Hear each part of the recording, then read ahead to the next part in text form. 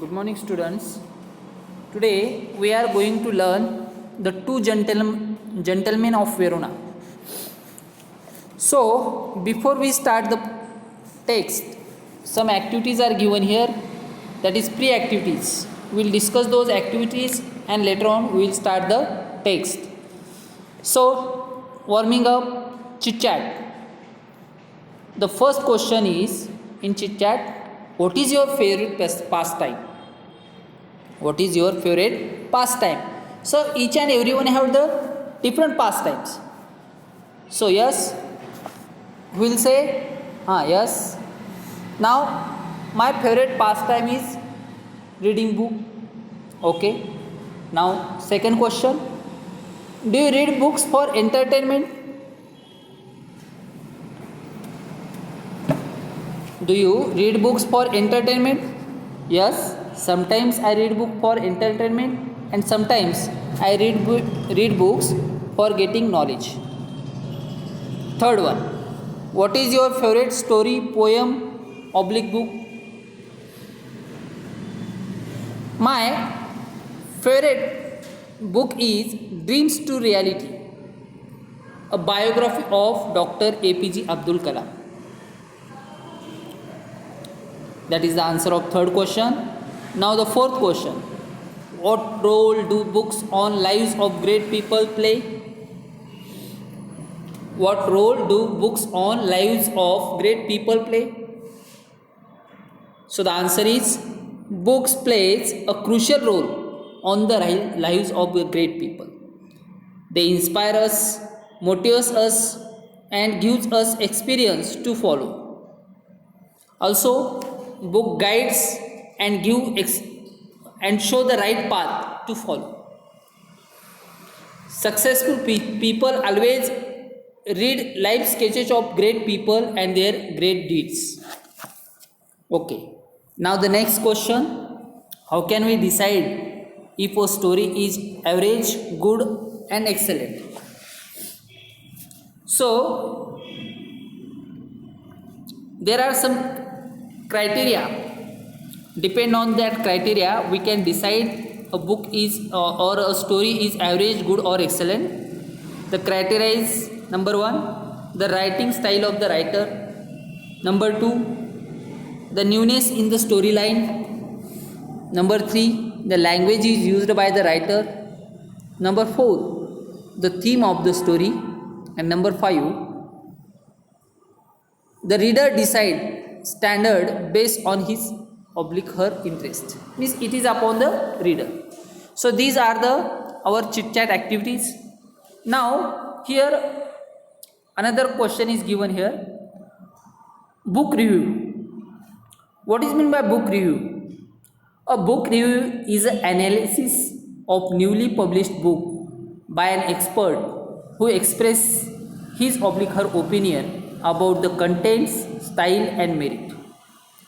Book reviews are published in the newspaper, magazines and are also available on online. Okay, so now here we have to review a book.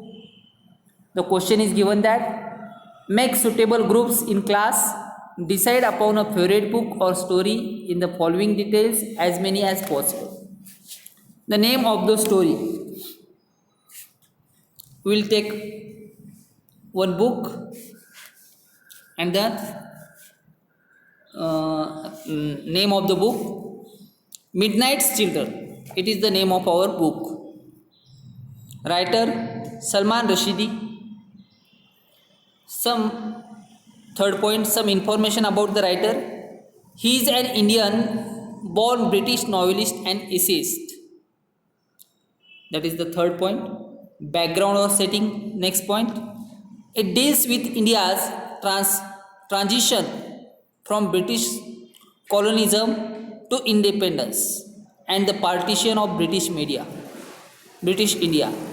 It is a loose allegory for events in India both before and primarily after the independence and the partition of India. It is the background or setting. Now the main characters. The story moves in different parts of Indian subcontinent from Kashmir to Agra and then Mumbai, Lahore and Dhaka. It is the main characters. It is then conspiring his life story, which is Salim Sinai recounts to his wife Padma. Now the central idea or summary of the contents. Midnight Children is a loose allegory for events in India both before and primarily after the independence and the partition of India. The protagonist and the narrator of the story is Salim Sinai, born at the exact moment when India became an independent country. The novel is divided into 3 books. Next point, style and language used. Rashidi's innovative use of magic realism allowed him to employ the nation as a family elegy and the same time compound it with impossible telepathy among the multitude of children from multitude of languages, cultures, regions and religions. It compasses the comic and the tragic, the real, the surreal and the mythic. Now the illustration, if any. Strong positive aspects. Liberal expression throughout the novel is crucial to constructing a parallel narration to the country's history. The events are parallel to the magical nature of the narratives recounted in the Arabian Nights. Drawbacks, it is rather lengthy. And conclusion, it is a big read which is past the test of 2 or more generations, so it has a survived way. So this is our introductory activities, chit chat and a book review. Now we will start our story, The Two Gentlemen of Verona. So the writer of this story, look here, The Two Gentlemen of Verona. The writer of the story is A.J. Cronin. So let's start the story. A.J. Cronin has very well carved the idea of the selfless help and explained the importance of dedication towards the relationship in the story. The Two Gentlemen of Verona. तर A.J. Cronin यांनी वेरोनाचे 2 सदग्रस्त या कथेमधून नेमकं काय सांगितलं आहे, तर निस्वार्थी मदतीची कल्पना अतिशय उत्तम प्रकारे मांडलेली आहे आणि त्याचबरोबर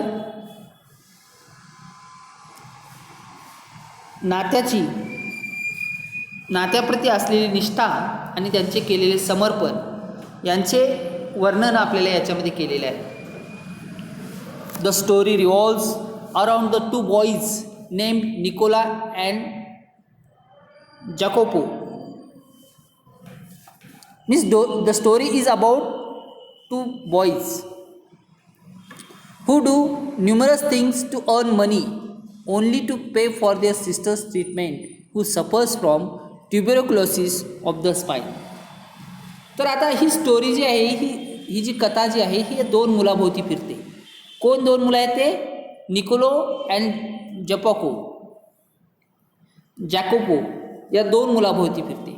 आणि हे 2 मुलं काय करत असतात, आपल्या बहीण जी की क्षयरोगानं, हाडाच्या क्षयरोगानं किंवा मणक्याच्या क्षयरोगानं ग्रस्त असलेल्या आपल्या बहिणीच्या उपचारासाठी पैसे उभा करण्यासाठी हे बरेचसे उद्योग करतात. So will start the story now. It is the introduction about the 2 gentlemen of Verona. वेरोनाचे 2 सदग्रस्त. Now the story, let's start the story. The story begins with the narrator driving down to the foothills of the Alps. तर या गोष्टीची सुरुवात कुठं होते, तर Alps पर्वताच्या पायथ्याशी. लेखक जो असतो तो लेखक गाडी चालवत या आल्प्स पर्वताच्या पायथ्याशी पोहोचतो. Here is when the narrator first एन्काउंटर्स the two brothers selling wild strawberries. आणि इथंच लेखकाची पहिली मुलाखत त्या दोन मुलाशी होती. कोण दोन मुलं? निकोलो अँड जॅकोपो हे दोन जे मुलं असतात, या दोन मुलाची लेखकाची पहिली भेट त्या आल्प्स पर्वताच्या पायथ्याशी होती. तर हे दोन मुलं तिथं काय करत असतात? तर हे दोन मुलं तिथं स्ट्रॉबेरीज विकत असतात. गावरान स्ट्रॉबेरी ज्या असतात त्या विकत असताना या लेखकाची तिथं भेट होती. Even after the driver forbids the narrator to buy the wild fruits, he buys the biggest basket and drives down towards the town. मग लेखकाचा जो ड्रायव्हर असतो, तो ड्रायव्हर लेखकाला म्हणतो की नका घेऊ, चांगले नसतात हे, असं त्याला बजावतो देखील. तरी देखील लेखक त्या ड्रायव्हरचं न ऐकता त्यानं काय करतो, त्यांची एक बास्केट, मोठी जी बास्केट असते ती बास्केट विकत घेतो आणि तो त्याच्या गावाकडं जायला, म्हणजे त्याचं जिथं जायचं असतं त्या गावाकडे जायला तो निघतो. दिस scene emphasizes on the first step of growing intimacy between the narrator and the two boys. मग हा जो सीन असतो किंवा ही जी पहिली भेट जी असते, ती पहिली भेट लेखकाच्या आणि त्या दोन मुलाच्या मध्ये जवळीकची सुरुवात होत असते. लेखकाला त्या दोन मुलाबद्दल काहीतरी कुतूहल वाटत असतं आणि अशाच प्रकारे लेखकाची आणि त्या दोन मुलाची या पहिल्या भेटीपासूनच जवळीक निर्माण होत असते, एक आत्मिक जवळीक असं आपण म्हणता येईल. Next day the boys are found shining shoes in the public square. मग दुसऱ्या दिवशी ते मुलं जे असतात ते चौकामध्ये काय करत असतात? बूट पॉलिश करत असतात आणि लेखक तो पाहतो. दिस अमेजेस द नरेटर. ज्यावेळेस लेखकाला दृश्य पाहतो त्यावेळेस लेखकाला आश्चर्य वाटतं. काल तर ही मुलं आपण स्ट्रॉबेरीज विकताना पाहिली आणि आज ही बूट पॉलिश करताना पाहिली. This is when they reveal the fact that they do numerous kinds of things to earn money. आणि मग ते मुलं लेखकाला सांगतात की आम्ही दोघं पैसे मिळवण्यासाठी अनेक उद्योग करतो, आम्हाला पैशाची गरज आहे आणि ते पैसे मिळवण्यासाठी आम्ही वेगवेगळ्या गोष्टी करतो. Here the narrator is shown to develop a soft corner for them in his heart. आणि इथं लेखकाच्या मनामध्ये त्यांच्याबद्दल एक सॉफ्ट कॉर्नर तयार होत असतो, म्हणजे काहीतरी विशिष्ट जागा लेखकाच्या मनामध्ये त्या मुलाबद्दल निर्माण होती. He finds them to be innocent, serious, pleasant and earnest. आणि मग लेखकाला ती मुलं निष्पाप वाटतात, त्याचबरोबर त्यांच्या कामाप्रती सिरियस वाटतात आणि नेहमी हसत खेळत आणि कमवती मुलं त्याला ते दिसतात. प्रामाणिक, सच्चे आणि आनंदी असलेली ती मुलं त्याला जाणवतात. The boys are very useful to the narrator. ती जी मुलं असतात ती मुलं लेखकाला खूप उपयोग होतो. का होतो बघा आता? They were willing to satisfy all that the narrator requires. ही मुलं काय करतात? लेखकाला जे जे काही पाहिजे आहे ते सर्व पुरवण्याचं कार्य करत असतात.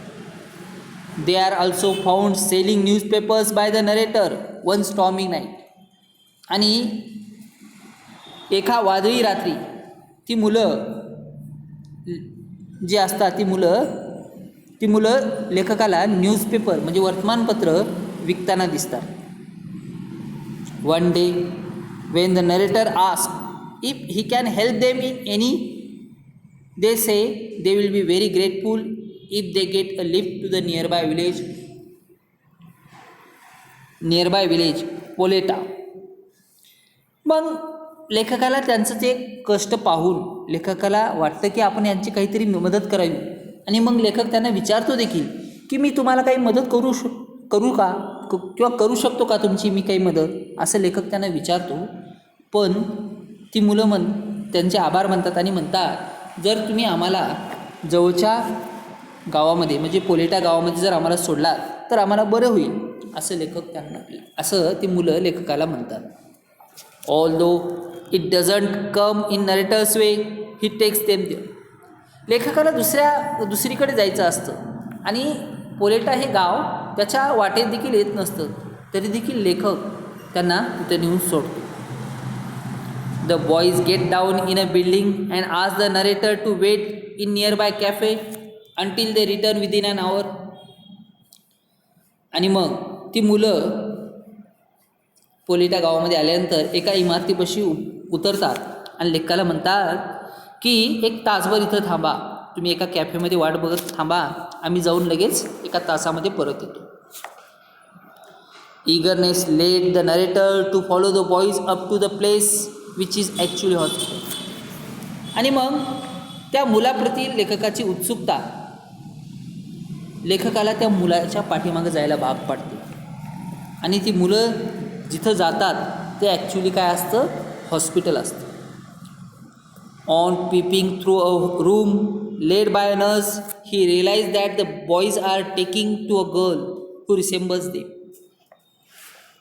आणि मग ज्यावेळेस लेखक तिथं डोकावून पाहतो, डोकावून पाहिल्यानंतर त्याला लक्षात येतं की त्यांच्यासारख्या दिसणाऱ्या एका मुलीशी ती दोन मुलं बोलत असतात. He does not feel like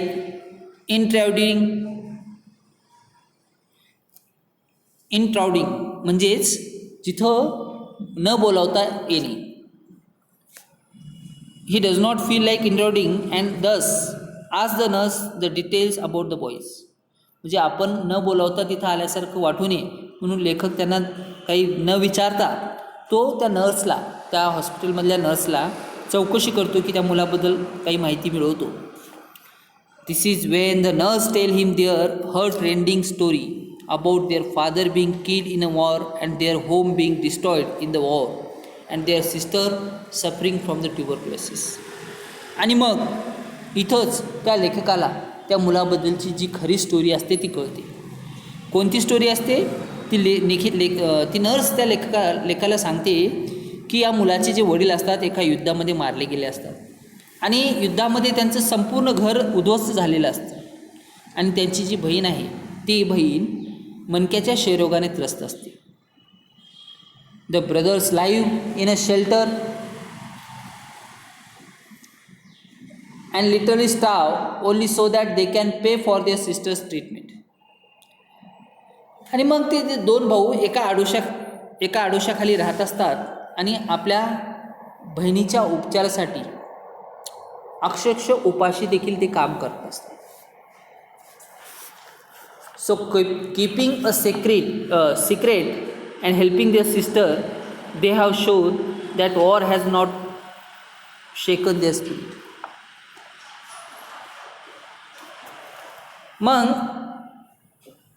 त्यामुळे ते काय करत असतात, गुप्तता राखून आपल्या बहिणीला मदत करत युद्धामुळे आलेली त्यांची जी उमेद आहे ती म्हणजे युद्धामुळे आपली उमेद खचलेली नाही हे दाखवून देऊन ते आपल्या बहिणीचा उपचारासाठी ते नेहमी प्रयत्न करत असतात.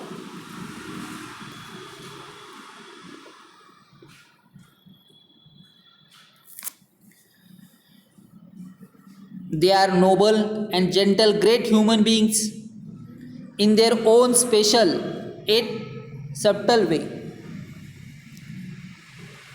तर हे दोघं जे असतात अतिशय थोर आणि उमद्या मनाचे असतात. त्यांचे कार्य विशेष असून देखील ते अत्यंत साध्यापणाने राहत असतात. त्यांचे कार्य जे असते ते विशेष असते तरी देखील ते अत्यंत साधेपणाने राहत असतात. This story distinctly talks about how true amplification says where there is will there is a way. आणि मग आपल्याला या कथेतून आपल्याला एक म्हण आठवते ते की कोणती म्हण आहे ती, इच्छा तेथे मार्ग. म्हणजे जर तुमच्या मनामध्ये एखादी गोष्ट करण्याविषयी तीव्र इच्छा असेल तर तुम्हाला कुठलीही गोष्ट तुमच्या इच्छेपासून परावर्त करू शकत नाही. तर ही गोष्ट आपण या ए.जे. क्रोनिननं लिहिलेल्या the two gentleman of Verona या कथेतून आपल्याला ही गोष्ट समजते. Okay, now English workshop will see.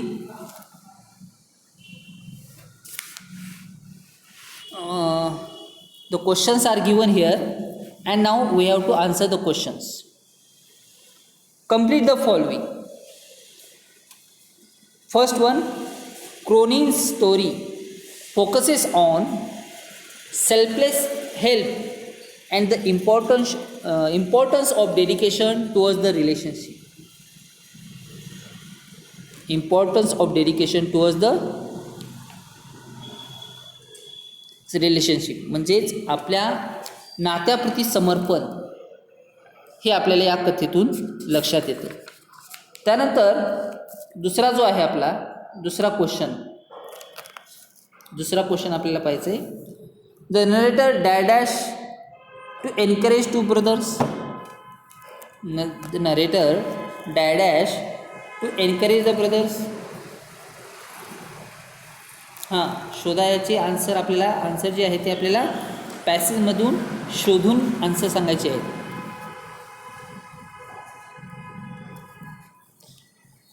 तर काय, the narrator bought the biggest basket of wild fruits to encourage the two brothers. Okay, next third one. The narrator develops a liking for the two brothers because they are innocent, serious, pleasant and earnest. Okay, fourth one. The boys wish to visit the Poleta to sell newspapers. तर त्या मुलांना त्या पोलेटाला कशासाठी जायचं होतं, तर newspaper जायचं होतं. नेक्स्ट जो क्वेश्चन आहे तो आपला नेक्स्ट क्वेश्चनचं सांगायचं आहे आपल्याला. So one can conclude from the story.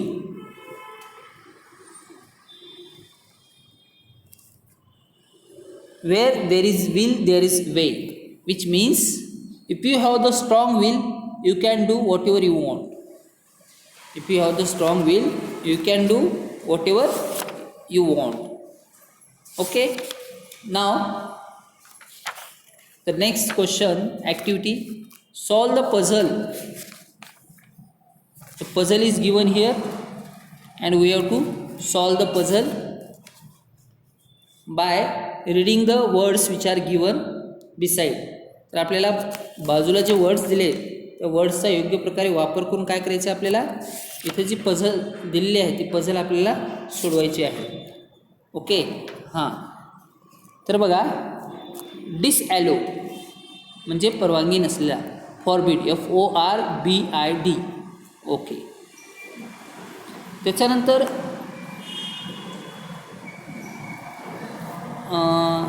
Make known जे आहे ते आपण नंतर पाहूया. अनएक्सपेक्टेड मीटिंग, इंट्रॅड्यूट. अनएक्सपेक्टेड मीटिंग कुठं आहे, 3 नंबर. त्यालाच एन्काउंटर देखील म्हणतो, ENCOUNTER, एन्काउंटर. त्याच्यानंतर सिन्सिअर, चौथं, giving pleasure to the mind, filling or senses enjoyable, pleasant. त्याच्यानंतर 5वं, sincere, honest, look like, resemble. आता राहिलं कोणतं, मेक नोन. त्याचं काय येईल, मेक नोनचं बघा बरं.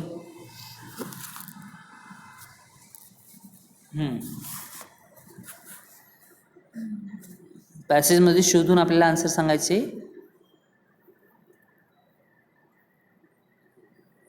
Make known, realize, REALIS, recognize, RECOGNIZED. नाही, काय ते बघा आता.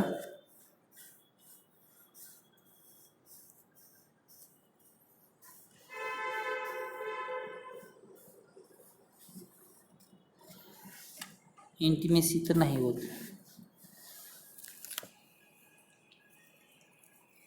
रिव्हील, त्याचं काही reveal. Okay, now third question. Answer in your words and write in your notebooks. What illness did the sister suffer from? The sister suffered from spine tuberculosis. tuberculosis of spine.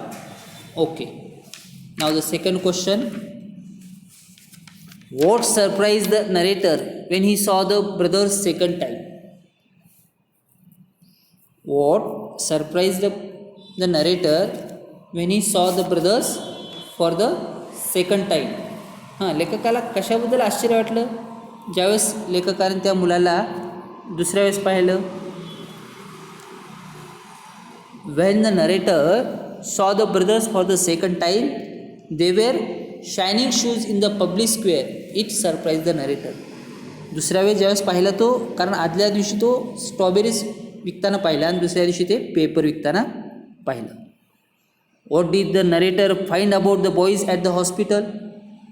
त्या लेखकाला मुलाबद्दल हॉस्पिटलमध्ये काय माहिती मिळाली? At the hospital, the narrator found that the boys were orphans and homeless. They work hard for the treatment of their sister who was suffering from tuberculosis and was admitted in a hospital. He also saw the girl who resembled them and they were talking to her. Okay, this is our answer of third question. Next, what was the touching story told by the nurse? What was the touching story told by the nurse? The nurse told the narrator about the heart-rending story of the boys. Their father was killed in a war and their home was destroyed in the war. Their sister was suffering from the tuberculosis. They lived in a shelter and literally starved so that they could pay for their sister's treatment. It was the story told by the nurse. Fifth question. If the narrator offered the boys a large amount of cash, would they have accepted it? Say why or why not? Now, it is a personal response question and we have to answer this question. What do you think about you have to answer it.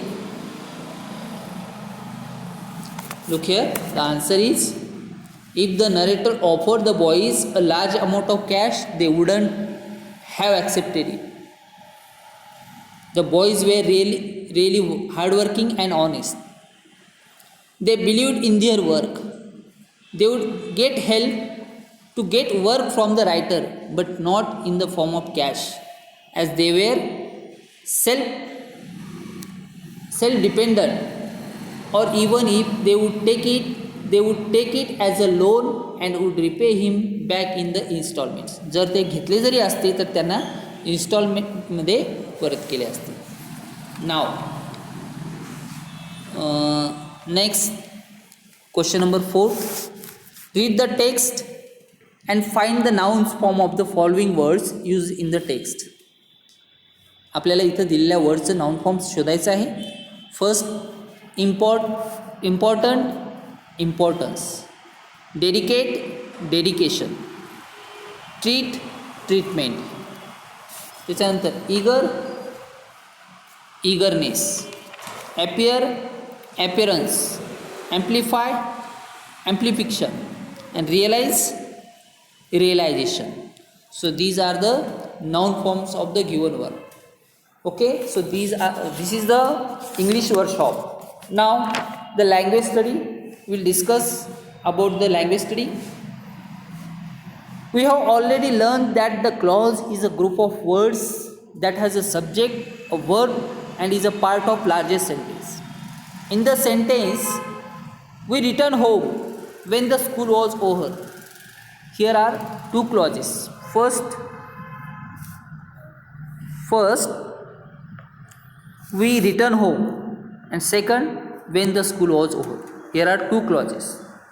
The first one makes a complete sense. We return home. या वाक्यातून आपल्याला वाक्याचा completely अर्थ कळतो.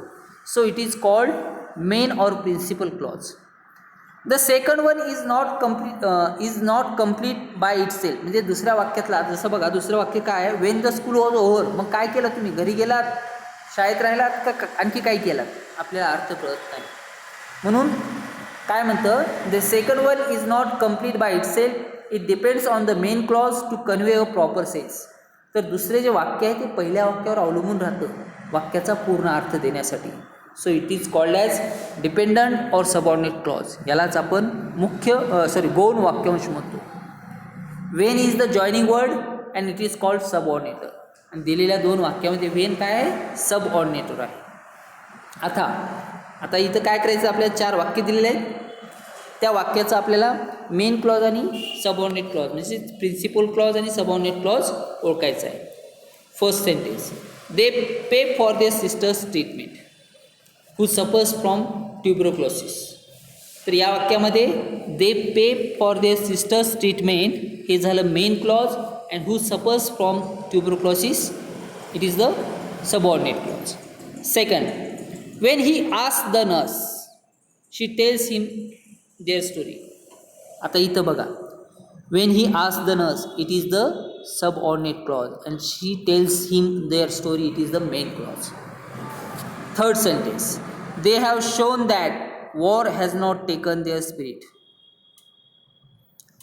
आता इथं they have shown that, it is the subordinate clause and main clause, war has not taken their spirit, it is the main clause.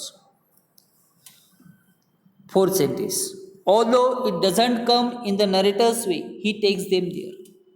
Although it doesn't come in narrator's way, it is the subordinate clause and he takes them there, it is the main clause. So in this way we have completed our 3.4, that is the Two Gentlemen of Verona.